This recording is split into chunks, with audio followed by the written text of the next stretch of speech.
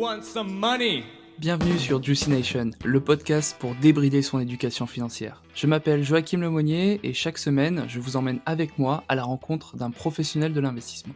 Juicy Nation, c'est aussi Juicy.club, un site qui rend des centaines d'opportunités d'investissement visibles et accessibles à tous. Vous pouvez retrouver plus d'informations sur le site juicy.club, juicy.club, ou dans le lien en description. Ceci étant dit, passons maintenant à la présentation de l'épisode du jour. Dans cet épisode, je suis avec Joseph Choueifati, le fondateur de Goodvest, la solution d'épargne responsable. Alors vous ne le savez peut-être pas, mais notre épargne pollue énormément, et justement Joseph nous le démontre dans cet épisode, et il essaie d'apporter, lui, à travers la création de Goodvest, une solution justement pour rediriger l'épargne des Français vers des investissements en fait plus verts, plus éco-responsables. Et donc c'est tout l'optique de cet épisode, c'est essayer de comprendre comment ils sourcent, comment ils trouvent en fait des indices avec des entreprises à l'intérieur qui sont plus responsables, qui sont en accord avec, on va dire, des principes fondamentaux qu'il explique dans cet épisode. On parle également bien sûr des différents instruments financiers utilisés, l'assurance vie, les ETF, tout ça va être décrit en long, en large et en travers. Et puis, on parle également un petit peu du futur de la finance et comment elle va se responsabiliser petit à petit, en sachant qu'il y a encore beaucoup à faire. Donc, sur ces mots, je vous laisse sur l'épisode. Salut Joseph, merci d'être venu sur Juicy Nation. Hello Joachim, merci pour l'invitation. Alors, comme tout début d'épisode, je vais te demander de te présenter pour que nos auditeurs te connaissent un petit peu mieux. Donc, si tu peux nous expliquer en fait comment t'en es arrivé à créer Goodvest, et puis après, dans une seconde partie, on parlera un petit peu de Goodvest et de ce que vous proposez. Bien sûr, avec plaisir. Je vais commencer, si tu veux, par mes passions, parce que je pense que c'est ce qui a déterminé mon parcours. Je suis passionné par 3 choses, par l'entrepreneuriat, dont la création de Goodvest, par le fait d'aider les gens. C'est pour ça que j'ai commencé du coup par mes études à l'école hôtelière de Lausanne en Suisse, qui est très orientée secteur de l'accueil, service, même si c'est sur plutôt une partie de management. Ma troisième passion, c'est la finance. Donc après l'école hôtelière de Lausanne, j'ai fait un master XHEC entrepreneur. C'est durant ce master-là, du coup, que j'ai réalisé qu'aujourd'hui, les Français n'ont pas forcément une épargne qui est alignée avec leurs valeurs et que le secteur est encore assez opaque. Et donc, c'est comme ça que j'ai eu l'idée de Goodvest. Et à la suite du master, du coup, j'ai commencé à créer la boîte avec mon cofondateur Antoine. Et c'était donc en septembre qu'on a déposé les statuts. Ok. Et depuis, c'est allé assez vite. Et juste pour revenir un petit peu sur ce master, c'est un master spécialisé en finance. Tu peux nous en parler un petit peu plus s'il y a des gens que ça intéresse? Alors, c'est un master en entrepreneuriat, Ok. donc qui est dédié à la création d'entreprises. Donc, il y a une partie en finance, bien sûr, et il y a une partie surtout qui est dédiée à la création d'entreprises. D'accord, donc ça t'a donné un petit peu les clés pour monter une boîte après ce master, c'est ça? Ouais, exactement, ouais. Ouais, ouais. Il y a des très belles boîtes qui sont sorties de ce master d'ailleurs, qui est un super master que je recommande pour tous ceux qui veulent créer une boîte et qui ont envie de compléter leurs études par un master. Ok, trop cool. Et du coup, Goodvest, t'as créé cette société l'année dernière, c'est ça? Avec quelle ambition? Qu'est-ce que vous allez proposer? Parce que si j'ai bien compris, le service n'est pas encore disponible, c'est sur préinscription, mais dans quelques mois, ce sera le cas, on en reparlera après, mais si tu peux nous présenter Goodvest en 1 minute, histoire que les gens comprennent ce que tu proposes. Avec plaisir. En fait, on est parti d'un constat du coup, c'est que l'épargne d'un Français émet 11 tonnes de CO2 par an, en moyenne. Donc pour donner un ordre d'idée, c'est considérable, hein, c'est une dizaine d'allers-retours Paris-New York en avion. C'est plus que toute notre consommation réunie. Donc notre épargne est massivement, polluante aujourd'hui. Pourquoi? Parce que pour chaque euro qui est investi par les banques dans les énergies renouvelables, il y a 8 euros qui sont investis, directement dans les énergies fossiles. Depuis l'accord de Paris, tous ces investissements, ça représente, à l'échelle mondiale, plus de 2 700 milliards d'investissements sur les énergies fossiles. Donc les banques n'ont pas vraiment encore pris le mouvement de la transition écologique. Il y a quelques annonces qui ont été faites, hein. Il y a quelques semaines, il y a HSBC qui a annoncé qu'ils allaient sortir du charbon, mais en 2040. Donc il n'y a pas forcément voilà, la prise de conscience de l'urgence écologique par toutes les banques. Ah oui, ils sont pas très pressés, quoi. Ils sont pas très pressés, exactement. Ils sont pas très pressés. Et quand on leur demande pourquoi, la réponse qui a été faite notamment par des porte-paroles de la BNP Paribas, c'est que leur rôle, c'est de financer l'économie et que l'économie, aujourd'hui, elle est carbonée. Donc ils ont plutôt eu un rôle ici de suiveur de l'économie, en tout cas dans la description qui était donnée, dans la réponse qui était donnée par la BNP, que de vouloir changer les choses.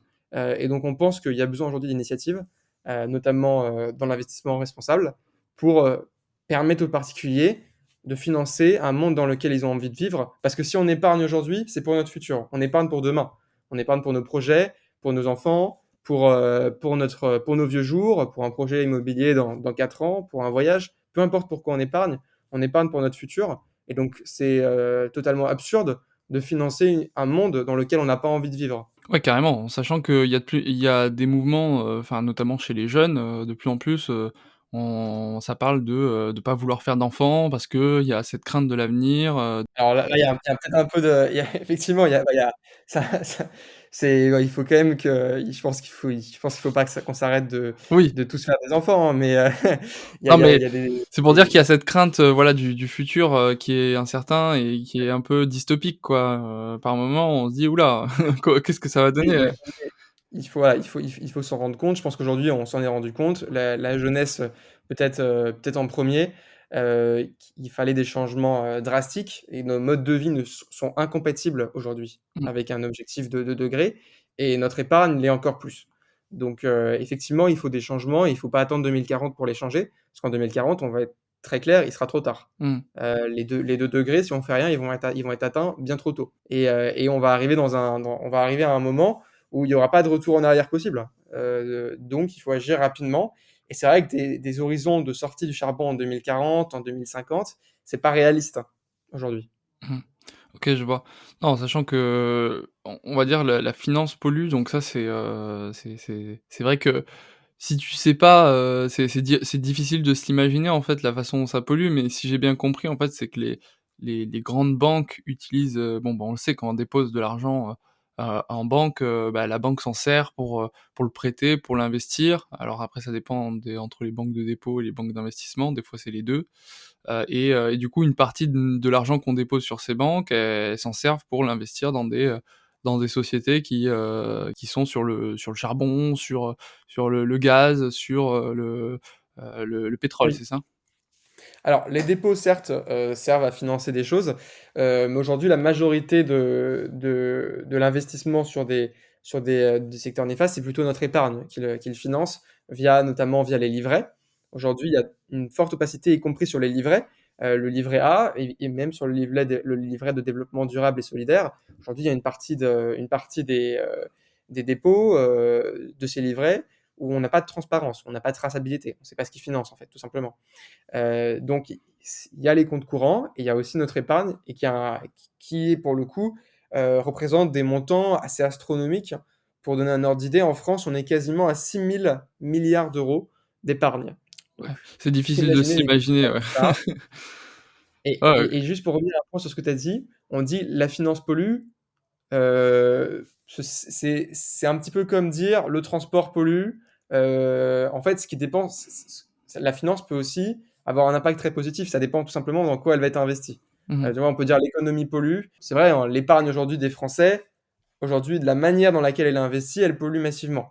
Si, demain on la redirige, vers des entreprises qui ont un impact positif, qui sont plus responsables, qui vont chercher à réduire leur empreinte carbone, dans ce cas, elle polluera beaucoup moins et c'est ça qui est important. Et du coup, toi, comment tu as fait, en gros, pour créer Goodvest et faire en sorte de rediriger cette épargne vers, des placements, plus écologiques? Alors nous, ce qu'on a fait chez Goodvest, c'est qu'on a mis en place une méthodologie, de sélection de fonds qui sont gérés par des sociétés de gestion qui sont partenaires et qui sont pionnières dans l'investissement responsable. Donc on a plusieurs critères. La première chose, c'est qu'on a choisi d'exclure plusieurs industries, plusieurs secteurs qu'on considère comme néfastes, comme par exemple les énergies fossiles, mais il y a également le tabac, il y a également l'armement, les entreprises qui ne respectent pas le pacte des Nations unies. Voilà, on a fait une liste de secteurs et d'entreprises qu'on ne veut pas financer. Donc déjà, quand on la met en place, ça élimine beaucoup de fonds. Ensuite, non, parce que le problème, pour revenir là-dessus, mais on reviendra là-dessus après, c'est qu'il y a des fonds qui sont labellisés ISR, c'est un label, Mmh mh. label ISR, le label d'investissement socialement responsable, dont la première pondération, c'est Total. Il y a un manque de transparence, on va dire, Mmh. et il y a parfois un peu de greenwashing aussi. Ouais, alors juste, j'imagine que, vu que Total est une boîte gigantesque et qu'elle a un budget recherche et développement orienté sur, on va dire, les nouvelles, énergies, c'est ce qui l'amène à se retrouver en volume, on va dire, investi dans ces labels-là parce qu'au final, c'est l'une des boîtes qui, paradoxalement, investit le plus, pour le changement, même si le gros de son activité est toujours, orienté vers les énergies fossiles, non? Ouais. Alors effectivement, Total a investi. Le problème, c'est qu'elle continue d'investir massivement dans les énergies fossiles et Mmh, qu'aujourd'hui, les investissements dans les énergies fossiles de Total représentent toujours une partie qui est immensément plus importante que dans les énergies vertes. mmh. Donc oui, on peut faire l'avocat de Total. Aujourd'hui, ils vont pas assez vite. Ils ont annoncé qu'ils allaient changer de nom. C'est sûrement la mesure la plus forte qu'ils ont prise depuis ces derniers mois sur le côté environnemental. Ils vont s'appeler Total Energies désormais. Bon, il faut des décisions, je pense, plus importantes et plus tranchées. Et du coup, c'est donc là, on a vu que sur ce label, alors c'est quoi tu as le nom du label en question, pour que les gens soient attentifs, Oui, le label ISR. ISR? Label ISR, investissement socialement responsable. Effectivement, il y a beaucoup de fonds qui sont labellisés ISR, dont la première pondération, c'est Total. Donc ça, c'est juste pour faire un point que les labels ne suffisent pas. Et donc, chez Goodvest, notamment, on a voulu aller plus loin. On a tout simplement exclu plusieurs secteurs. Un autre point sur notre méthodologie, c'est qu'on analyse l'empreinte carbone de chacune des entreprises et qu'on construit des portefeuilles qui sont tous alignés avec l'accord de Paris. Donc, peu importe aujourd'hui votre profil d'investisseur, les thèmes que vous allez sélectionner chez nous, tous nos portefeuilles sont un maximum 2 degrés de trajectoire de réchauffement climatique. Et ça, c'est une première en France et peut-être même en Europe. D'accord, alors pour essayer de comprendre, 2 degrés de réchauffement climatique, c'est-à-dire que l'épargne que tu as sur ce portefeuille, les entreprises en question, elles sont en dessous de ces 2 degrés ou, elles sont à 2 degrés ou en dessous, c'est ça? Voilà, exactement, c'est ça l'idée. En fait, aujourd'hui, on estime que le CAC 40 a une trajectoire d'environ 4,5 degrés et de la même manière que les grandes banques, françaises et européennes sont au-dessus de 4 degrés de trajectoire de réchauffement climatique. Donc aujourd'hui, la majorité de notre épargne est au-dessus de 4 degrés. Mmh. Nous, on a fait un travail considérable pour vraiment sélectionner des fonds et des entreprises qui vont permettre une trajectoire de 2 degrés de réchauffement climatique. C'est intéressant, mais du coup, je me pose la question, tu dois avoir la réponse, mais comment, ces sociétés ou les organismes qui les contrôlent arrivent à définir, en fait, ce degré, en fait, d'implication, dans le réchauffement climatique? Parce que quelles sont les données, qui ont été prises en compte pour ça? C'est vrai que C'est très clair. Alors bien ça sûr, attise ma curiosité, quoi. bah, c'est une très, très bonne question. Bien sûr, évidemment, c'est des estimations, tout ça. La seule chose qu'on a fait, c'est qu'on a décidé, on a de travailler avec des organismes qui sont totalement indépendants. Nous, on travaille entre autres avec Carbon 4, qui a été créé par Jean-Marc Jancovici, qui est quand même un ingénieur et un expert dans le domaine du développement renouvelable, des énergies renouvelables, qui est vraiment reconnu, notamment pour sa démarche scientifique et l'exigence de ses méthodes. Et donc, avec Carbone 4, on va analyser l'empreinte carbone des entreprises du premier scope d'émissions. Pour faire simple, le premier scope d'émissions, c'est les émissions qui sont les plus directes. Par exemple, lorsqu'on fabrique un téléphone, bah, c'est les émissions de fabrication du téléphone, jusqu'au scope 3, qui est les émissions qui sont les moins directes, où là, par exemple, ça va être les émissions de CO2 d'une flotte de véhicules, donc plutôt lors de la consommation que de la production. Mmh. Et donc, avec Carbone 4, on estime l'empreinte carbone sur ces trois scopes de toutes les entreprises de notre portefeuille, et c'est comme ça qu'on arrive à construire des portefeuilles qui sont alignés dans une trajectoire de réchauffement climatique de 2 degrés. OK, OK, OK. Très clair et du coup sur la constitution de ce portefeuille, c'est-à-dire moi par exemple, j'ai envie de rendre mon épargne un petit peu plus verte, un petit peu plus responsable, je passe par vous admettons, pour faire ça. Comment ça fonctionne en fait, concrètement, en termes d'expérience, disons utilisateur? Très clair. Alors bien sûr, nous, on doit mesurer plusieurs choses, avant de vous créer un portefeuille. On doit, entre autres, mesurer votre appétence au risque et votre profil d'investisseur. Mmh, On va pas proposer le même portefeuille à quelqu'un qui souhaite investir pour un projet court terme, que quelqu'un qui veut investir pour un projet long terme. On ne peut pas se permettre de prendre le même niveau de risque et d'attendre le même rendement. Donc lors, l'ouverture d'une assurance vie chez Goodvest, c'est l'assurance vie, on pourra expliquer ce que ça veut dire après, ouais. on pose plusieurs questions à l'épargnant, concernant la durée de son investissement, ses connaissances, son aversion au risque, ses attentes. On pose également des questions sur les thèmes qu'il a sélectionnés.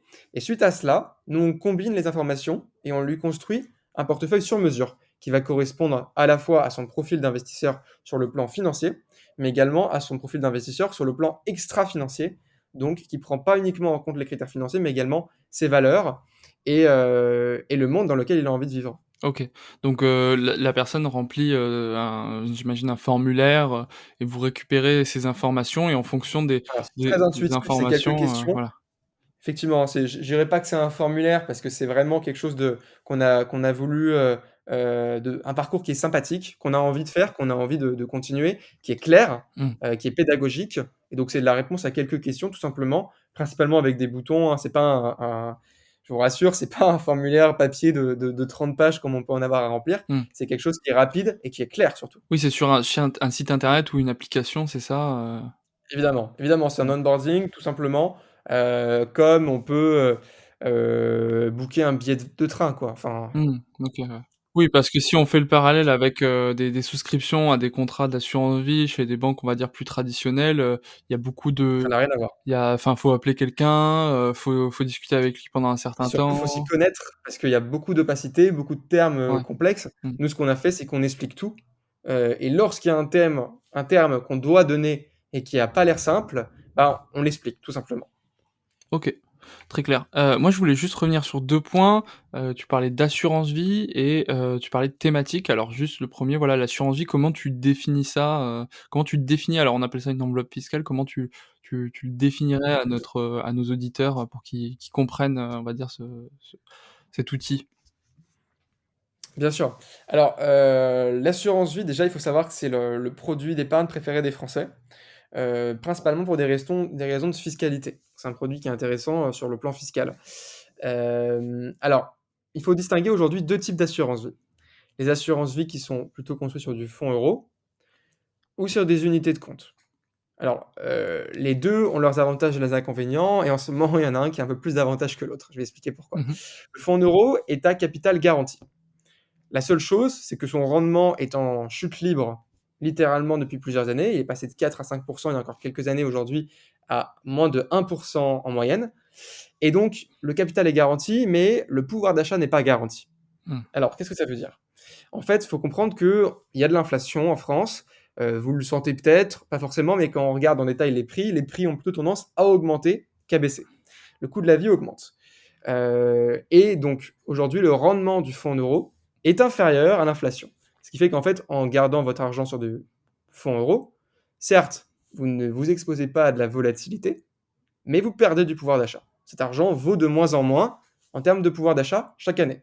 Donc voilà, ça c'est l'avantage du fonds en euros, plutôt sécurité. L'inconvénient, c'est qu'on perd du pouvoir d'achat. Ouais, on y gagne très peu au final, c'est juste, c'est juste, une façon d'épargner, on va dire, sans risque. Je dirais pas sans risque, je dirais sans risque sur le court terme, mais sur le long terme, effectivement, ça dépend ce qu'on appelle le risque, hein. Sur le long terme, il y a une perte du pouvoir d'achat. Mmh. Donc il faut en être conscient aujourd'hui. Oui, parce que le fonds euro, c'est quoi? C'est de la dette d'État, en fait? C'est l'État, Principalement de la dette d'État, effectivement, qui sont principalement aujourd'hui à des taux négatifs. Donc voilà, mmh, c'est comme ça qu'on explique aujourd'hui les rendements du fonds en euros qui ont tendance à baisser et aujourd'hui même les assureurs, parce que là c'est les assureurs qui proposent de l'assurance vie, via des partenaires, heu, restreignent l'accès aux fonds en euros. Généralement, on ne peut pas ouvrir une assurance vie aujourd'hui avec 100 de fonds en euros parce que pour eux, c'est prendre trop de risques. mmh, Voilà, donc c'est, pour garantir un tel rendement. Donc voilà, ça c'est pour le fonds euro. Le deuxième type d'assurance vie, c'est sur celle-ci qu'on se concentre chez Goodvest. On propose que des unités de compte. Alors, qui ont un rendement plus intéressant, mais il faut savoir qu'en fonction du profil, il peut y avoir plus ou moins de volatilité. Ici, le capital n'est pas garanti. C'est un point important.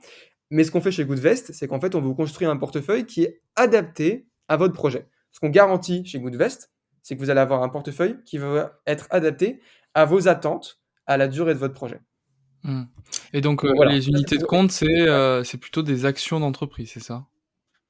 Alors, il y a des actions et il y a des Il y a obligations les 2, ouais. dans les unités de compte, effectivement. Donc nous, ce qu'on propose, c'est des fonds, tout simplement, qui sont composés d'actions et d'obligations et on va détailler un peu plus tard, éventuellement quel type de fonds on sélectionne. Mmh, Juste pour finir sur l'assurance vie, sur la fiscalité est la même que sur tout autre investissement si vous restez moins de 8 ans. donc 30, Voilà, c'est c'est ça? simple. 30 exactement, Mmh, flat tax ou alors, vous pouvez, faire le choix de vous soumettre au barème de l'impôt sur le revenu. Donc voilà, avec les tranches 0, 14, 30. mmh, Donc ça dépend. Et le 2e point, c'est que si vous restez plus de 8 ans, là, en revanche, vous avez des abattements en fonction de si vous êtes célibataire ou si vous êtes en couple. Et donc, ça fait quand même ça revient au final à 24, environ 24,7%. Donc, ça fait un avantage fiscal qui est quand même non négligeable, sachant que dans tous les cas, si vous restez moins de 8 ans, ça reste totalement liquide. Vous avez l'imposition classique qui est la flat tax, 30%. Voilà. Oui, parce qu'il faut préciser que l'avantage aussi de l'assurance vie, c'est le fait de pouvoir, sortir cet argent, quand on en a besoin, quoi. Alors C'est tout à idéalement, fait liquide. c'est Ouais. censé servir un objectif, mais par exemple, si on se dit: «Voilà, moi j'ouvre cette assurance vie pour, d'ici, 3 ou 5 ans, me servir de ce capital pour acheter une maison», c'est tout à fait possible, quoi. On Oui, ou même, c'est alors là, pour le coup, acheter une maison, c'est quelque chose de c'est un acte important, mais ça pourrait être même pour un voyage, ça ouais. pourrait être pour un cadeau, pour n'importe quelle raison. Vous avez pas besoin de motif, en fait. Faut comprendre que c'est, totalement flexible. En 72 heures, vous pouvez demander un retrait. OK. Donc je pense la partie assurance vie est assez claire. On a bien compris que chez Goodvest, vous faites que de l'unité de compte, qui du coup sont composées d'actions et d'obligations d'entreprise. Maintenant les thématiques, quand tu parles de thématiques, qu'est-ce qu'il peut y avoir par exemple, pour qu'on puisse avoir un ordre d'idée? Alors nous, on a plusieurs thèmes chez Goodvest. On a notre thème principal, notre thème cœur, qui est la transition écologique, ce qui nous permet d'avoir des portefeuilles à 2 degrés. Et ensuite, en addition, en fonction également de votre profil, vous avez la possibilité de sélectionner d'autres thèmes, comme par exemple l'emploi, la solidarité, l'accès à l'eau, les énergies vertes, les pays émergents, la santé. Et on va avoir voilà, différents thèmes et on va en continuer à en rajouter au fur et à mesure. L'objectif, c'est que vous ayez un portefeuille que vous compreniez et qui soit en accord avec vos valeurs. Donc par exemple si je prends le thème, moins de 2 je vais être sur certains investissements et est-ce que je peux cumuler des thèmes par exemple, si je veux faire moins de 2 plus, le marché de l'eau, Alors, pas sûr de te suivre sur les moins de Ah 2%. oui, Tu veux dire moins de moins de 2 2 degrés, degrés? pardon. Oui. Ouais. Alors tous nos portefeuilles sont à moins de 2 Ah d'accord. degrés, peu importe les thèmes que tu vas OK. sélectionner. Le thème, environnement, transition écologique est le thème de base. Vraiment, c'est dans la base, donc il est dans tous les portefeuilles aujourd'hui. Effectivement, tu peux choisir autant de thèmes que tu veux. Nous, on recommande d'en choisir, plusieurs. En fait, pour les profils les moins risqués, on a vraiment le portefeuille de base, parce qu'il y a des thèmes qui vont avoir plus ou moins de Mmh. volatilité que d'autres, il faut le comprendre. Le thème énergie verte, par exemple, va être celui qui a les rendements les plus importants, mais ça va être également le plus volatile. Donc on ne le donne pas en accès à tous et à toutes et à tous. C'est-à-dire qu'il faut avoir un profil de risque supérieur à la moyenne Mmh. pour y avoir accès. Mais effectivement, il y a des thèmes qui sont, beaucoup plus accessibles, comme, le thème emploi et solidarité, par exemple, le thème pays émergents, le thème, OK accès à et l'eau. pour chaque Voilà. thème, du coup, j'imagine que vous avez, un fonds, qui agrège, un ou Un ou plusieurs, plusieurs. ouais. Effectivement, on en a un ou plusieurs. Par exemple, pour le thème environnement, qui est le thème de base, bien sûr, on a plusieurs fonds, qui permettent d'avoir un portefeuille qui est Mmh. suffisamment diversifié. C'est un point très important. Mais de toute façon, on est principalement sur des ETF et on va pouvoir expliquer Ah oui, éventuellement, oui, ce que c'est carrément. après. Et c'est des portefeuilles et c'est des fonds Alors qui du sont très coup, diversifiés. est-ce qu'on doit faire une différenciation entre fonds et ETF? Parce que je sais qu'il y a les fonds d'investissement qui du coup là, ça va plutôt être une gestion, gérée par des individus et des ETF où là plutôt ça va être automatique si j'ai bien compris, hein, la différence entre les 2. Alors, alors c'est pas exactement ça. En fait, les ETF déjà sont des fonds. Tous les fonds sont des fonds. ETF, c'est pour Exchange Traded Fund, donc ça veut dire tout simplement, c'est un peu barbare, hein, comme, Mmh. comme appellation ETF, hein, je comprends. C'est des initiales. Ce qui se cache derrière ces initiales, c'est Exchange Traded Fund et donc ça veut dire Mmh. fonds cotés. Alors aujourd'hui, dans l'usage qu'on fait des ETF, c'est que c'est un fonds, comme les autres fonds, qui sont composés d'actions et d'obligations. La particularité de l'ETF, c'est que c'est un fonds qui va répliquer un indice de référence. Alors des indices de référence, qu'est-ce que c'est qu'un indice de référence? Il y en a plein, hein. En France, on a le CAC 40, bon, qui est pas le plus responsable, hein, mais c'est Mmh. un des plus connus en France. On a des indices qui vont plutôt être portés technologie, comme le Nasdaq, un indice américain qui va être le S&P 500. Ce qu'il faut savoir, c'est qu'il existe vraiment des milliers d'indices. Et il y en a pour vraiment énormément de sujets différents. Donc chez Goodvest, on va privilégier, nous, des ETF qui reproduisent des indices qui ont plutôt un impact positif, qui sont composés d'entreprises qui ont un impact Mmh. positif. Donc, par exemple, on va avoir des ETF low carbone, donc qui vont être des indices qui vont sélectionner les entreprises qui émettent le moins de CO2 pour une certaine zone géographique ou pour un certain secteur. On va en avoir qui vont aussi se focaliser sur des thèmes bien précis, comme les énergies vertes, comme l'accès à l'eau. On a des indices qui regroupent des entreprises qui sont sur Mmh. ces thèmes. Et les ETF ont pas mal de points positifs quand même. C'est pour ça qu'on les a sélectionnés. Le premier, c'est effectivement, vu qu'ils reproduisent des indices, il n'y a pas le même travail pour la société de gestion en termes d'analystes et de gérants. Parce que le travail est déjà fait en amont par ceux qui Mmh. créent l'indice. Donc, ça explique qu'ils sont beaucoup moins chers. Ils peuvent être jusqu'à 10 fois moins chers qu'un fonds classique. Il faut comprendre que les fonds classiques aujourd'hui, ils tournent autour de 2% en moyenne. Les ETF, c'est plutôt entre 0,2, 0,3. Parfois, ça monte jusqu'à 0,6, mais pas au-delà. En tant que client, on paye, uniquement le créateur de l'indice et pas celui qui le gère, on va dire, trimestriellement, et cetera, quoi. Par rapport à un fonds plus classique. Voilà, on va payer celui qui reproduit l'indice, effectivement, et pas Mmh. l'indice en soi. Exactement. Donc, en fait, ça fait que c'est des frais en moins. Des frais en moins, ça veut dire quoi? Ça veut dire de la Mmh. performance en plus. Parce que les frais sont directement Oui, retirés de la performance. on dit souvent que les frais sont le pire ennemi de l'investisseur, à juste titre. Exactement, c'est de la performance négative assurée. Mmh. C'est ça, le point. Heu, Peu importe le rendement, vous savez que vous allez avoir des frais, hein, donc ça, c'est un point important. Le deuxième sujet, c'est la diversification. Les ETF, généralement, sont composés vraiment de beaucoup d'entreprises qui sont sur des thématiques qui correspondent au thème de l'ETF, mais qu'il y a beaucoup d'entreprises généralement dans les ETF. Donc c'est des portefeuilles qui sont diversifiés déjà de base. Et ensuite, le troisième point qui est intéressant, c'est la transparence. Un ETF reproduit un indice, et l'indice, par définition, il va être transparent. Donc, on va avoir en direct les listes d'entreprises qui sont financées. Et ça, on aime bien chez Goodvest, la transparence. Quand tu parles de transparence, c'est-à-dire genre quand tu achètes, cet ETF, tu sais exactement que, il y a tant de pourcents de telle entreprise, tant de pourcents de celle-ci, tant de pourcents de celle-là et que c'est en termes de répartition, te tu as une sorte de graphique j'imagine ou quelque chose comme ça ou juste des lignes avec les pourcentages, mais tu sais concrètement dans quoi tu as mis de l'argent, quoi. Alors, en fait, ça, aujourd'hui, tu le sais pas forcément parce que tu y as pas forcément accès sur les sites de trading classiques. Il faut aller faire sa recherche personnellement.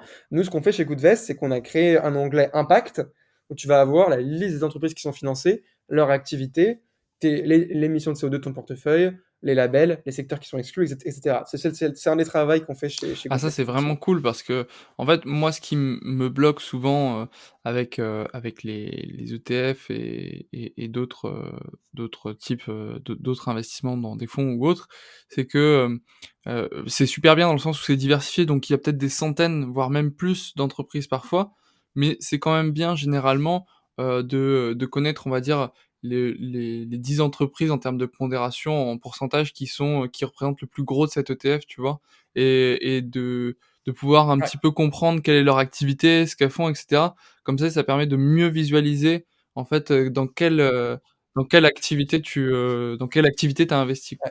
c'est exactement ça l'objectif. C'est qu'aujourd'hui, on comprend pas nos assurances vie, on comprend pas nos livrets, parce que c'est des fonds, des solutions d'épargne qui sont très opaques. C'est vraiment ce qu'on a voulu, changer en créant Goodvest. Donc Goodvest est fait pour toi, du coup, je Bah, retiens. ouais et justement, par exemple, si je veux, parlons-en un petit peu, parce que moi ça m'intéresse vraiment, en fait, à titre perso. Si je veux investir dans Goodvest, tu penses que ça sera disponible quand? Et est-ce que ça va être accessible, on va dire, au plus grand nombre, quoi, en quelque sorte, en termes de tickets d'entrée, investissement, mensuel par la suite, tout Ouais. ça, quoi? Bien sûr, bien sûr. Donc là, on est en phase de pré-lancement. Donc la version bêta est déjà en train de tourner. On va l'élargir au fur et à mesure à nos préinscrits, à nos partenaires, courant avril, au plus tard mai. Mais la date à retenir, s'il faut en retenir une, bien qu'elle soit pas encore, précise au jour près, c'est Mmh. fin avril. OK. Donc je sais que fin avril, Voilà, et du coup, pour le minimum d'investissement, donc l'objectif, c'est de rendre l'investissement accessible à toutes et à tous, hein. Donc le minimum d'investissement, de base est à 500 € et il y aura des offres exclusives pour les étudiants à 300 €. Donc voilà, ce qu'il faut retenir, c'est que c'est accessible à toutes et à tous et c'est ce qu'on a voulu faire. Et donc pour revenir juste sur le point ah oui, négatif des ETF, parce on s'en était assez éloigné, c'est qu'aujourd'hui, il y a des indices pour beaucoup de choses, mais pas pour tout. Donc nous, on a un thème qui nous tient à cœur chez Goodvest, c'est l'emploi et la solidarité. Et on n'avait pas d'indice pour ce thème. Donc on a également quelques fonds actifs, donc qui ne sont pas comme des ETF, qui ont des gérants qui vont sélectionner les entreprises. Notre particularité là-dessus, c'est qu'on ne propose que ces fonds en clean shares. Ça veut dire Ouais, quoi je veux clean bien. shares? Ça veut dire en part nette de rétrocession. Aujourd'hui, il faut savoir que les solutions d'épargne se rémunèrent 2 fois. Une fois auprès de l'épargnant, une fois auprès de la société de gestion. Et ouais, il y a une double Mmh. rémunération. Nous, on a fait le choix aujourd'hui de proposer que des fonds en part nette de rétrocession, donc sans cette rémunération supplémentaire, ce qui fait qu'aujourd'hui que les fonds qu'on propose sont 2 fois moins chers qu'ailleurs, parce qu'il y a pas cette part de Du rémunération. coup, c'est qui est pas payé dans Ça, c'est un l'équation? point quand même méga important. Ah bah, Goodvest se rémunère qu'une fois. C'est-à-dire que Ah nous, on n'est pas d'accord, payé OK. 2 fois. On est quand même payé, mais c'est avec les frais qui sont affichés, pas avec des frais cachés. Vu qu'on est sur les frais, c'est de l'ordre de alors, pour les ETF et pour les fonds, c'est quoi, enfin, j'imagine il y a une différence, si tu peux donner, Ouais, la moyenne de nos frais est à 0,3. Donc il y a des fonds qui vont être plus chers, mais vu qu'ils sont en part nette de rétrocession, ils dépassent très rarement les 1 et au final, on se retrouve avec des frais moyens à 0,3. La moyenne de nos frais de fonds sont à 0,3. en toto avec, l'ouverture, tout? Non, ça c'est Ah pour les OK, frais des fonds. Il y a 3 types de frais en fait, hein, dans tous les contrats d'assurance vie, dans toutes les solutions d'épargne. Il y a les frais du contrat, les frais de gestion, donc c'est la rémunération de Goodvest et les d'accord. frais des fonds. En général, la structure est la suivante. Généralement, il y a des frais d'entrée quand vous êtes sur une banque classique. Nous, on n'en a pas, pas de frais d'entrée. Il y a pas de frais de performance non plus, ni de frais d'arbitrage, ni de frais de sortie. Donc on est très transparent sur les frais qui existent, c'est que des Déjà, frais qui ça fait sont 3 frais en courants. moins. Déjà, ça fait 3 frais en moins et puis pas des moindres, hein, parce que les frais d'entrée, c'est quand même quelque chose qu'on vous ponctionne, à l'ouverture du compte. Donc ça, c'est un point, quand même important, il me semble. Nous, aujourd'hui, sur le contrat d'assurance vie, il est à 0,6 et les frais de gestion Goodvest sont à 0,9. Donc si vous faites le calcul, tout compris, vous êtes à max 1,8. Mmh.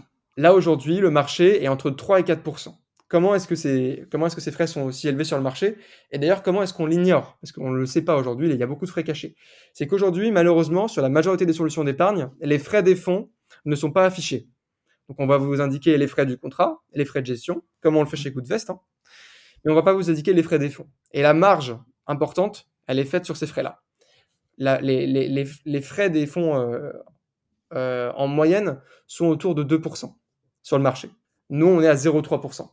Donc c'est là qu'il y a une grosse différence aujourd'hui OK. qui se fait. Et du coup, pourquoi, ils sont pourquoi ils étaient aussi chers, enfin, ils sont aussi chers et comment vous pouvez vous permettre de faire baisser autant les prix, des Bah, on se paye oui, pas 2 fois déjà, vous êtes ça moins c'est la gourmand, première quoi? chose. Ensuite, on est moins gourmand. On est une solution qui est principalement en ligne quand même. On est une solution qui est en ligne, donc on n'a pas de salon pour recevoir nos clients et puis, effectivement, on est un peu moins gourmand, on va pas se mentir.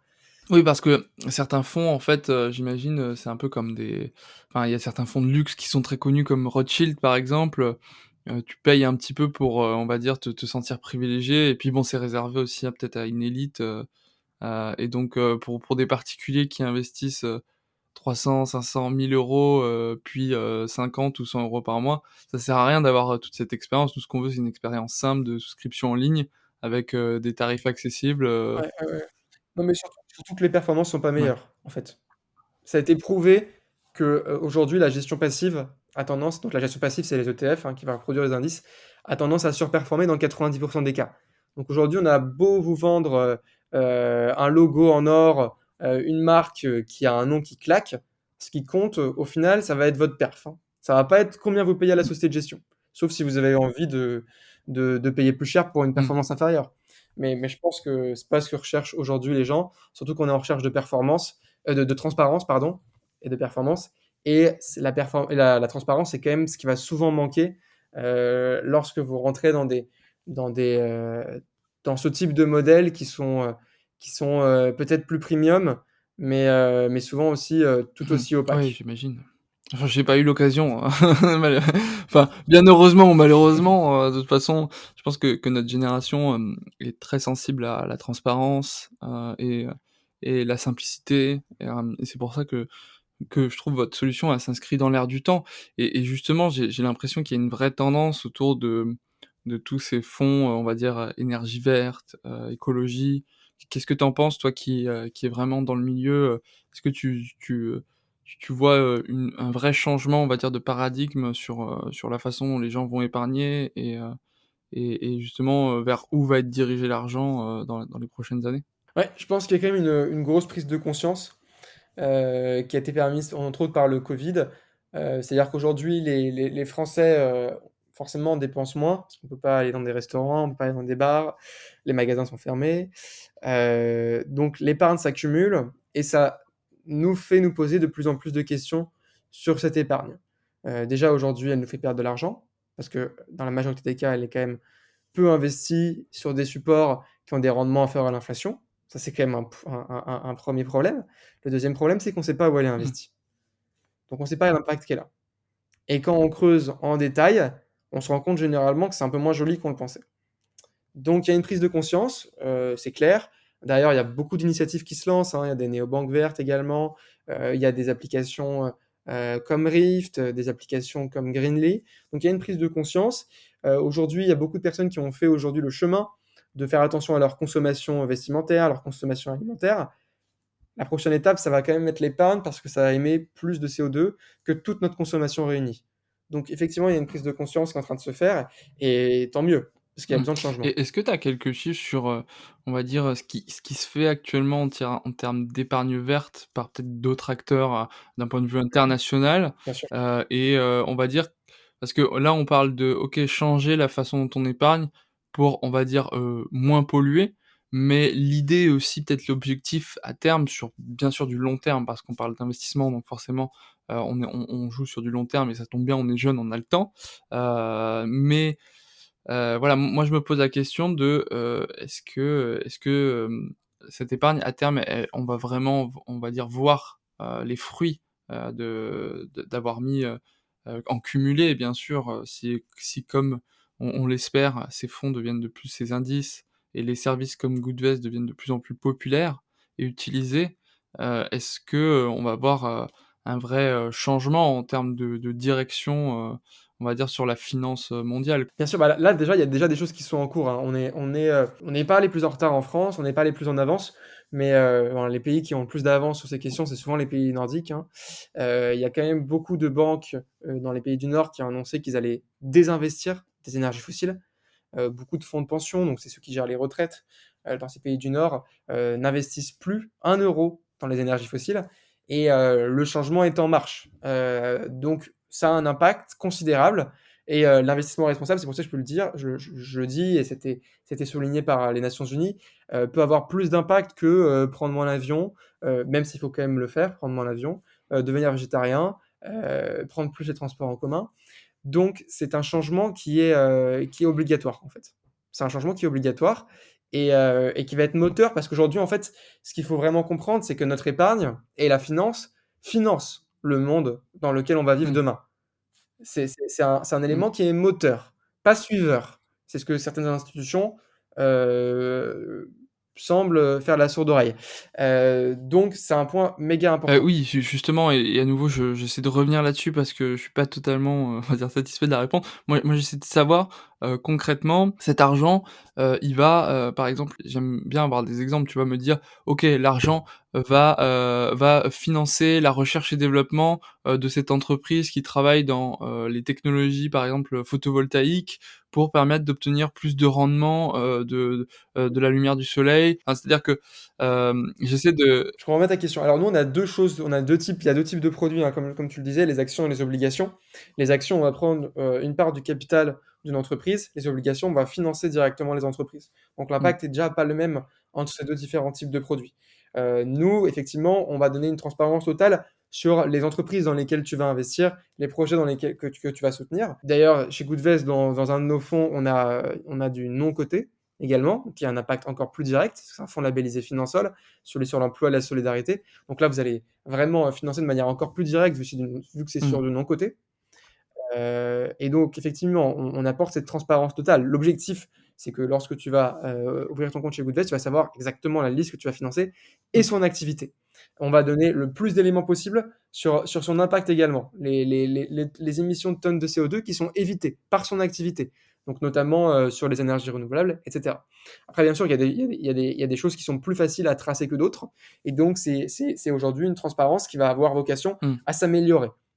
Sur la durée. C'est un travail de longue haleine. On est au début de l'investissement responsable. On n'est pas au début, mais on est au début de la transparence dans l'investissement responsable et donc ça va être un travail de longue haleine. Parce que, ouais, il faudrait, en fait, j'imagine qu'en termes de balance, Aujourd'hui, 80 de la finance, on va dire, alors c'est pas forcément les bons chiffres, mais on va dire 80 de la finance, et de l'investissement, par ces sociétés financières sont dirigés plutôt vers les énergies fossiles et peut-être 20 sur les énergies renouvelables et l'idée, ça serait d'inverser la tendance, quoi, à terme.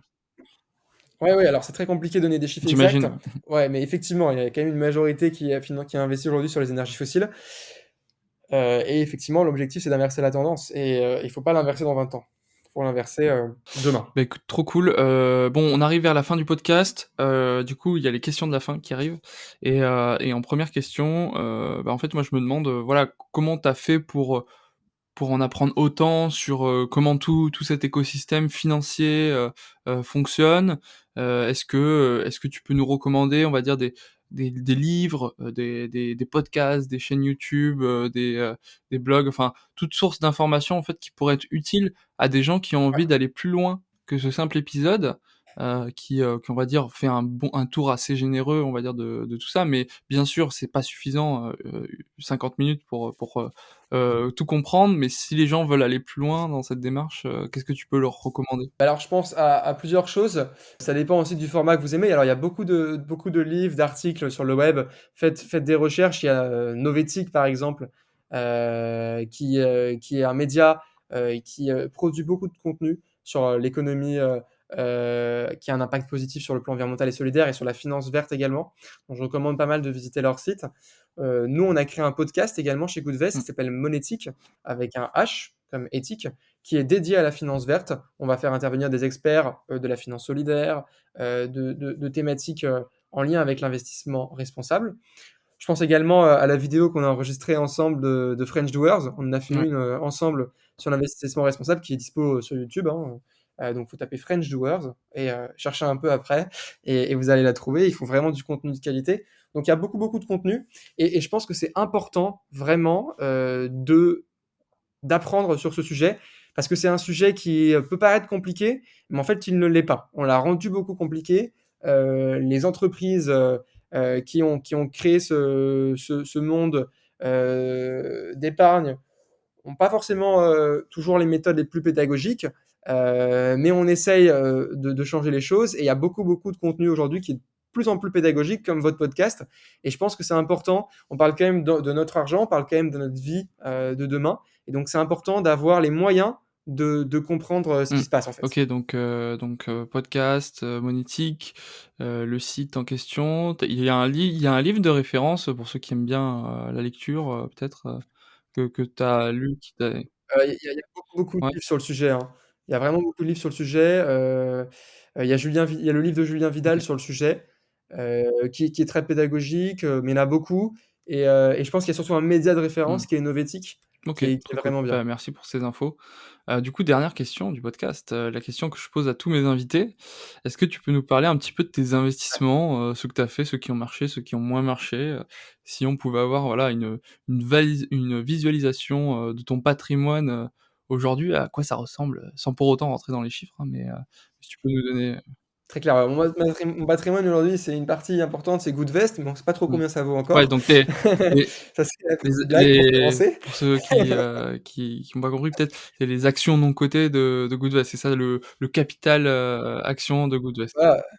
Non, Mais c'était une petite blague parce que je suis le c'est pas une cofondateur de blague, hein, Goodvest. ça fait vraiment partie de ton patrimoine. C'est pas une c'était une petite blague pour dire, voilà, ça fait effectivement partie de mon patrimoine, mais c'est compliqué Ouais. aujourd'hui à chiffrer, bien sûr.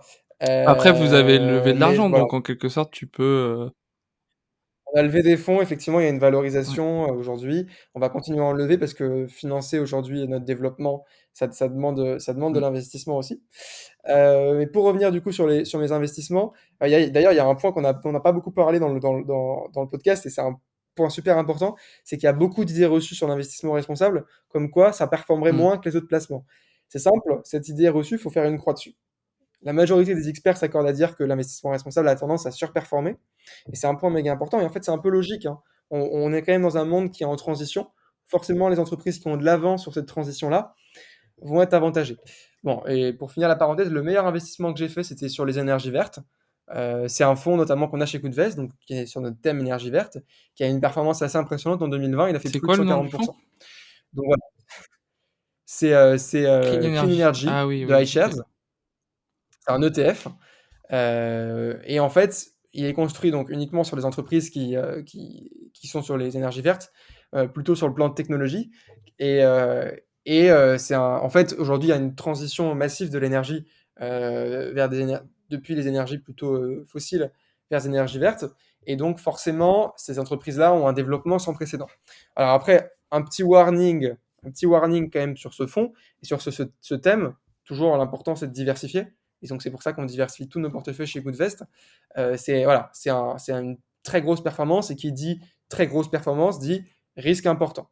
Donc, il faut en être conscient, et c'est pour ça que chez Goodvest, ce fonds est accessible que pour les profils de risque les plus élevés et en partie limités, parce qu'il faut retenir une chose dans l'investissement, c'est qu'il ne faut pas mettre tous ses œufs dans le même panier, et que c'est C'est important de même important de diversifier. diversifier les fonds qui sont déjà diversifiés, c'est ça que tu es en train de dire?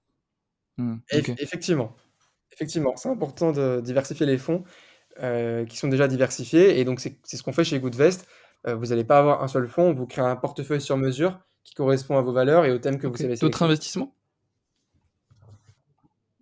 Écoute, bah, là principalement, non, j'en ai pas beaucoup d'investissements en ce moment, parce que j'ai en plus, j'en ai vendu plusieurs, parce que j'attends, moi aussi la sortie de Goodvest pour rediriger, Tu as toute mon revendu quoi, épargne par dessus. exemple? Donc là actuellement, j'ai vendu, des OK. ETF principalement, qui sont aussi les mêmes qu'on va avoir chez Goodvest. J'avais fait aussi il y a quelques années un petit peu OK. de Bitcoin, au tout début, parce que c'est quand même quelque chose qui est très intéressant sur le plan gouvernemental, en termes d'indépendance. On a vu aujourd'hui que la finance était peut-être aussi trop contrôlée Mmh. par les banques centrales. Enfin, moi, c'est mon opinion personnelle, et ça entraîne des dettes importantes, et cetera. Mais bon, je ferme la parenthèse là-dessus. Mmh. Et juste, petite question, tu as pas investi dans des projets, on va dire des projets, écologiques, mais en prêt, sur des projets, on va dire, précis, Ah, ça c si, si, si. J'ai fait quelques investissements sur, OK. Lita.co, que je recommande d'ailleurs, qui est une plateforme de crowdfunding. Après voilà, c'est des petits investissements. Pourquoi? Parce que c'est Mmh. pas liquide, Oui. ces investissements qu'on peut faire sur Lita.co. Donc, on sait pas quand, enfin, tu sais pas à quelle période exactement tu vas récupérer ton argent. Donc c'était plutôt pour moi, pas du don, mais une manière quand même de soutenir un Mmh. projet qui me tenait à cœur, sans attendre, vraiment de retour financier en Mmh. particulier dessus. C'était, voilà, c'était pour soutenir un Oui, projet parce qui que me tenait à cœur. ces investissements-là, que ce soit Lita ou d'autres plateformes, que vous pourrez retrouver sur Juicy, c'est vrai que c'est des investissements qui, voilà, ont une durée, parfois, de 3, 4, 5 ans, et on peut pas sortir son argent, on doit attendre la fin du prêt, quoi, et la fin du remboursement. Ouais, et là, pour le coup, Ah, c'est c'était même en pas un action? prêt, c'était du crowdfunding equity, donc pour le coup, il y a pas de Ah OK. durée, hein. Ça va être Ah ouais. jusqu'à qu'il y ait une revente. Donc là, pour le coup, c'est pour ça que c'était un OK. montant assez faible. OK, trop cool. Bah, écoute, merci d'avoir partagé tout ça avec nous. Où est-ce qu'on peut te retrouver, si jamais on a envie de souscrire, enfin, si vous voulez, vous préinscrire, sur Goodvest, vous pouvez passer sur, Juicy. Il y aura la fiche, produit de Goodvest qui va être affichée la semaine prochaine, en même temps que la sortie de cet épisode, et sinon, si jamais, les gens veulent rentrer en contact avec toi, Si vous avez des questions, il y a notre adresse email, hello@goodvest.fr, donc n'hésitez pas à envoyer un message. Vous pouvez même m'envoyer un message sur LinkedIn, ou prendre rendez-vous également sur le site de Goodvest, c'est possible. Donc hésitez pas, en tout cas, on se fera un plaisir de répondre à vos questions si vous en avez plus, et puis même, éventuellement, si vous êtes en contact avec Joachim, je pense qu'il pourra aussi me les rediriger, vos questions, donc n'hésitez carrément. pas. Bah, écoute, merci Joseph, hein, très sympa cet échange. Hâte d'être, fin avril pour pouvoir, Moi m'inscrire aussi. et ouvrir un compte chez Goodvest. Moi, je pense que j'irai directement sur, les fonds les plus risqués, mais bon, ça, c'est mon appétence personnelle au risque. Mais voilà, en tout cas, super échange, et puis, bah, je te dis à bientôt, du coup. Merci beaucoup, Joachim. Merci pour votre attention. Avant de partir, 2 petites choses. La première, si l'épisode vous a plu, bien, s'il vous plaît, laissez-nous une bonne note sur Apple Podcasts ou Deezer ou Spotify, en fonction de la plateforme que vous utilisez on accepte uniquement les 5 étoiles. Si vous êtes sur YouTube, eh bien, laissez un pouce bleu et un petit commentaire si vous avez des questions, je pourrais répondre. Et deuxième chose, vous pouvez retrouver la fiche de présentation de l'entreprise et des produits d'investissement qui ont été abordés dans cet épisode sur juicy.club, donc inscrivez-vous, c'est gratuit. Sur ce, je vous souhaite une vie pleine de richesses et vous donne rendez-vous la semaine prochaine pour aborder de nouveaux investissements.